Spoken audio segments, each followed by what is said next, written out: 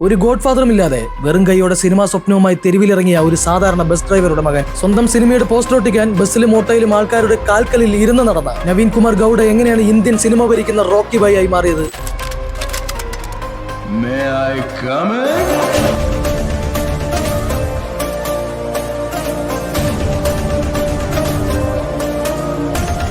Middle ക്ലാസ്സിൽ ജനിച്ചു വളർന്ന അവന്റെ കുട്ടിക്കാലം വളരെയധികം സാമ്പത്തിക പ്രതിസന്ധികൾ നിറഞ്ഞതായിരുന്നു. എന്നാൽ അവന്റെ മനസ്സ് നിറയെ അഭിനയത്തോടുള്ള അടങ്ങാത്ത അഭിനിവേശമായിരുന്നു. സ്കൂൾ പഠനം പൂർത്തിയായതും കയ്യിൽ വെറും 300 രൂപയുമായി സ്വന്തം സ്വപ്നങ്ങൾ തേടി അവൻ ബാംഗ്ലൂരിലേക്ക് വണ്ടി കയറുന്നു. ബാംഗ്ലൂരിൽ തുടക്കത്തിൽ യാഷിന് അനുഭവിക്കേണ്ടി വന്നത് കടുത്ത പ്രയാസങ്ങളായിരുന്നു. പ്രശസ്ത നാടകകൃത്ത് BV കാരന്തിന്റെ തിയേറ്റർ ഗ്രൂപ്പിൽ ബാക്ക് സ്റ്റേജ് അസിസ്റ്റന്റായി ജോലിയിൽ ചേരുന്നു. അന്ന് യാഷിന് ലഭിച്ച ദിവസവേതനം വെറും 50 രൂപയായിരുന്നു. നാടകവേദിയുടെ മുൻനിരയിലൂടെ പതുക്കെ അവൻ സീരിയലിലേക്ക് കടക്കുന്നു. നന്ദഗോകുല എന്ന സീരിയലിലൂടെ യാഷിന്റെ മുഖം കന്നഡ പ്രേക്ഷകരുടെ മനസ്സിൽ പതിഞ്ഞുവെങ്കിലും ബിഗ് സ്ക്രീൻ എന്ന സ്വപ്നം അവനെ എന്നും വേട്ടയാടിക്കൊണ്ടിരുന്നു. 2007 ജമ്പത കുട്ടിക എന്ന ചിത്രത്തിലൂടെ സിനിമയിൽ എത്തിയെങ്കിലും 2008 ഇറങ്ങിയ മൊഗിനി മനസ്സ് എന്ന ചിത്രത്തിലൂടെയാണ് യാഷ് ഒരു സിനിമാ താരമായി അറിയപ്പെട്ടത്. അയൊരൊറ്റ പടത്തിലൂടെ യാഷിന് ലഭിച്ചത് മികച്ച നടനുള്ള ഫിലിം ഫെയർ അവാർഡ് മാത്രമായിരുന്നില്ല. പിന്നീട് അങ്ങോട്ട് googly, mister and Mrs Ramachari എന്ന സിനിമകളിലൂടെ കന്നഡ സിനിമയിലെ തന്നെ മുൻനിര നായകനായി യാഷ് മാറുകയായിരുന്നു. എന്നാൽ സംവിധായകൻ പ്രശാന്ത് നീൽ എന്ന മാന്ത്രികൻ ഇന്ത്യൻ സിനിമയുടെ സകല സമവാക്യങ്ങളെയും തിരുത്തി കുറിച്ചുകൊണ്ട് ഒരു ബ്രഹ്മാണ്ഡ മാസ്റ്റർ പീസ് തിരക്കഥയുമായി യാഷിനെ സമീപിക്കുന്നിടത്തു നിന്നുമാണ് കഥ ആരംഭിക്കുന്നത്. കേവലം ഒരു കന്നഡ സിനിമ എന്നതിലുപരി അന്നേ വരെ ഇന്ത്യ കണ്ടിട്ടില്ലാത്ത സിനിമാ ചരിത്രത്തെ തന്നെ പിടിച്ചുകുലുക്കിയ റോക്കി ഭായ് എന്ന വിപ്ലവത്തിന്റെ തുടക്കമായിരുന്നു അത്. തെന്നിന്ത്യൻ അതിരുകളും കടന്ന് ലോകമെമ്പാടുമുള്ള ലക്ഷക്കണക്കിന് സിനിമാ പ്രേമികളിൽ റോക്കി ഭായ് ആവേശത്തിന്റെ തരംഗമായി മാറി. വെറും 300 രൂപ കൊണ്ട് ബാംഗ്ലൂർ നഗരത്തിൽ വണ്ടി ഇറങ്ങിയ ആ പയ്യനിന്ന്